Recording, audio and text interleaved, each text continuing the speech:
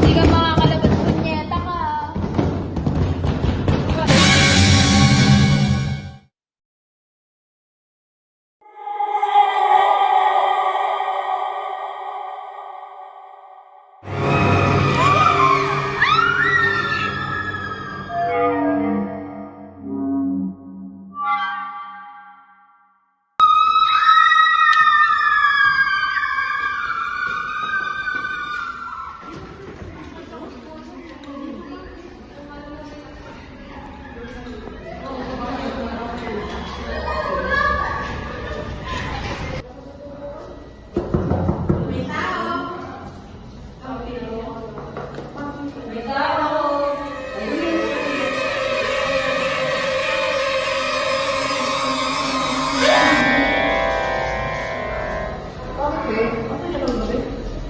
Parang ang bigat ng pakiramdam ko nung hinawakan ko yung kamay.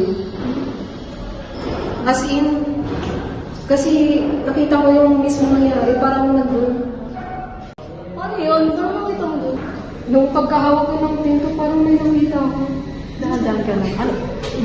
Detail mo kung anong nangyari sa loob. Parang may nangyaring aksidente sa loob. Ang tubigin na yan. Nakita mo ba yung mismo mukha ng sa CR?